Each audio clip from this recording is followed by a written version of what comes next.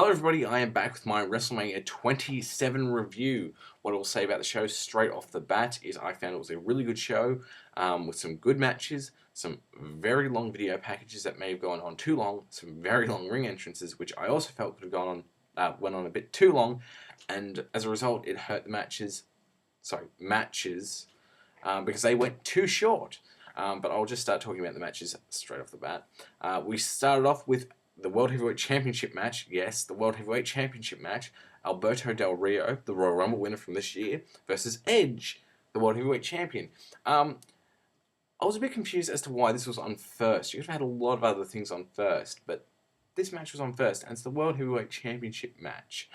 So I was a bit confused by that, and it really shows you how little they care about the Royal Rumble anymore, and I mean, it kind of shows why the Royal Rumble isn't as prestigious or as important as it once was, because you have the winner of it wrestling in the opening match of WrestleMania, in which he loses. So, I should have said spoiler alert, but I didn't, but he lost.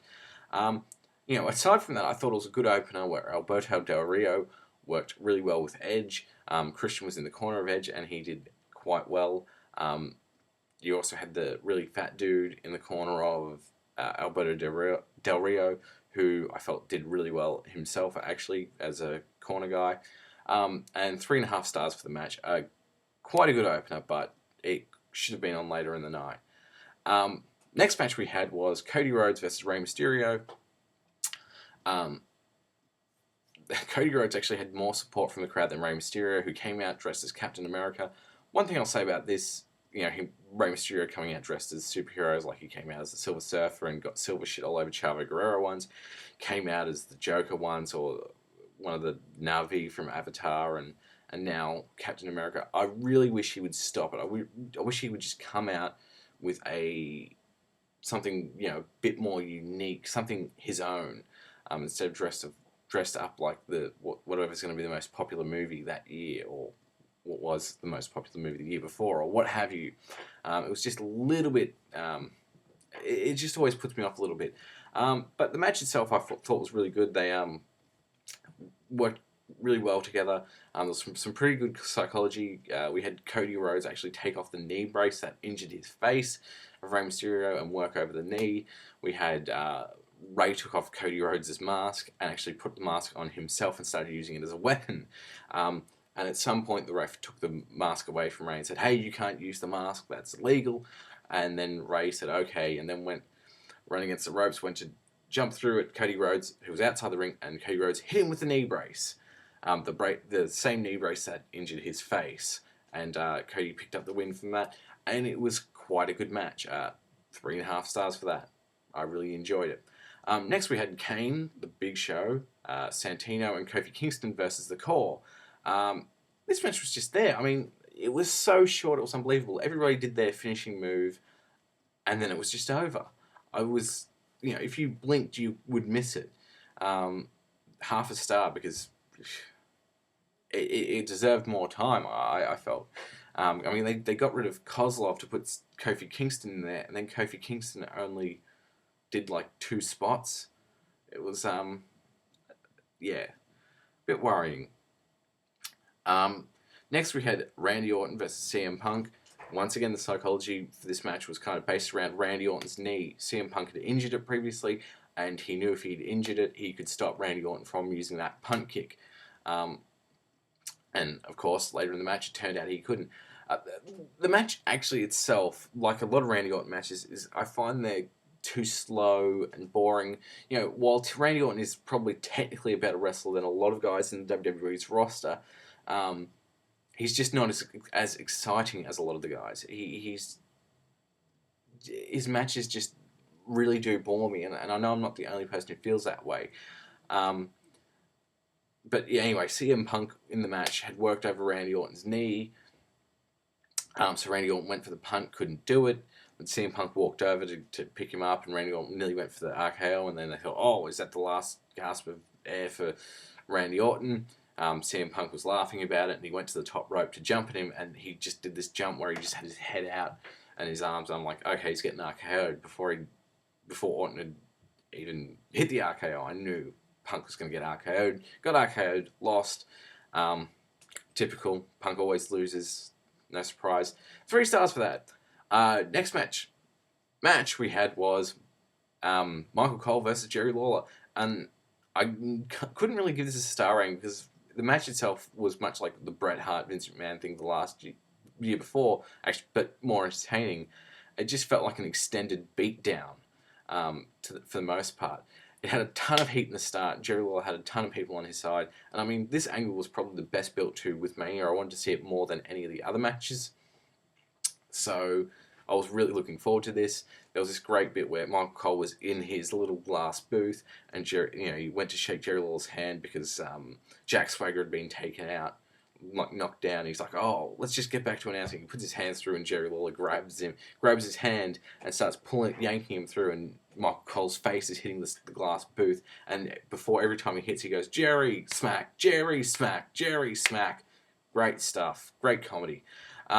Then at some point, Michael Cole started getting the heat on Jerry Lawler, which the crowd chanted very loudly, "Boring."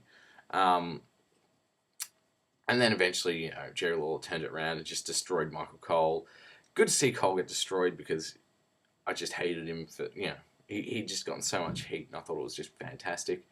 And then as Cole got carried out by Jack Swagger after losing, the anonymous Raw GM sent an email saying that Cole won by disqualification, or via DQ. Jerry Lawler got DQ'd. Yeah, so no star rating for that, as I didn't find it really applicable in that case. Next match we had the match of the night. Undertaker versus Triple H. Both of them had very long entrances. I mean, they went for like 15 minutes, just like a video package, then enter it, or maybe could have bordered on 20 minutes. The crowd was extremely hot for this, and as they are for pretty much every Undertaker match now, because it's, the streak, it's been built up so well, that, of course, the crowd's going to be hot for it. The match itself was a very exciting match. Much like Randy Orton, I sometimes find Triple H is a bit boring, but in this match, he really worked hard. I mean, his psychology and his in-ring work is always solid, but this, he was, taking more chances. Like, he did the spinebuster through the announce table. Oh, it was the Spanish announce table. They were backdropping each other on the table and backdropping each other outside the ring. And Taker did the swan dive. But then at the end of the match, it got really exciting where I thought Triple H might actually have a chance of winning because they were trading near falls, and then Triple H got to a point where he was just dominating the Undertaker. I thought, I can't imagine, because, I mean, Undertaker and Triple H very good with their psychology, so I can't really imagine how they're going to turn this around and have Undertaker win. But they did, and it was with Undertaker getting Triple H into the Hell's Gate.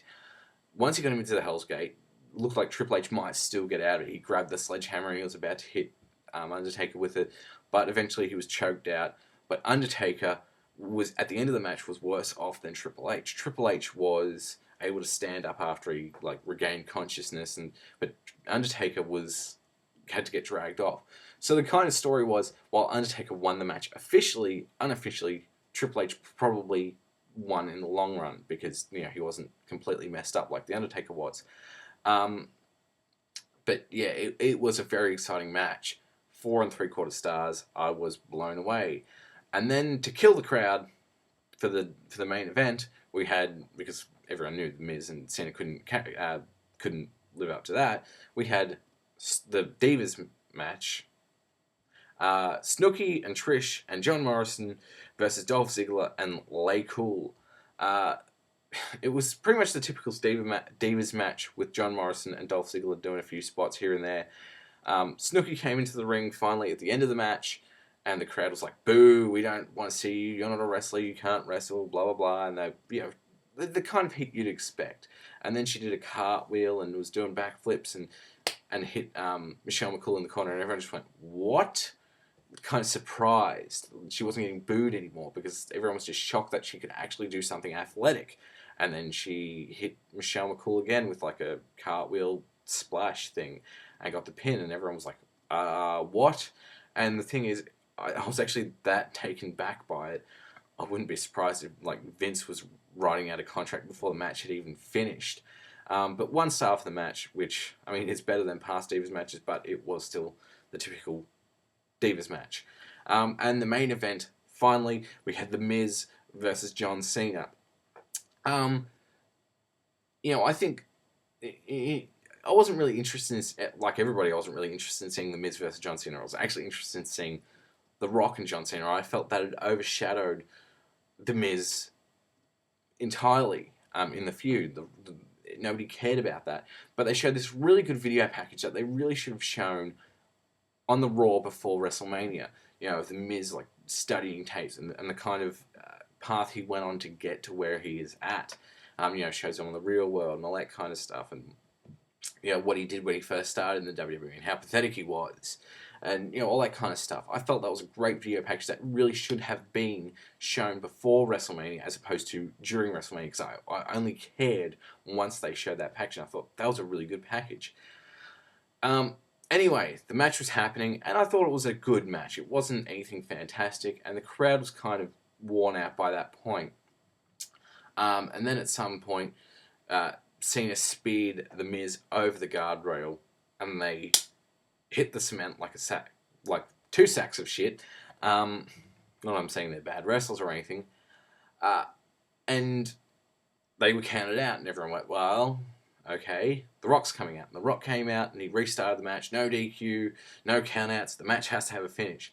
So Cena, runs back to the ring. Miz is getting back in the ring. Cena's trying to get The Miz up for the FU and struggling with the ropes. And The Rock's standing behind John Cena. The Rock turns around. Cena turns around. I don't know why. There wasn't a tag match or anything. And The Rock hit him with the Rock Bottom, costing Cena the match. Hopefully building towards a bigger feud and a match in the future.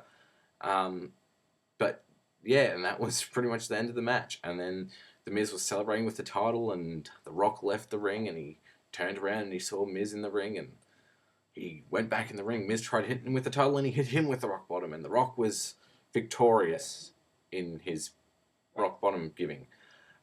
So yeah, 3 stars for that match. What it really needed was more time.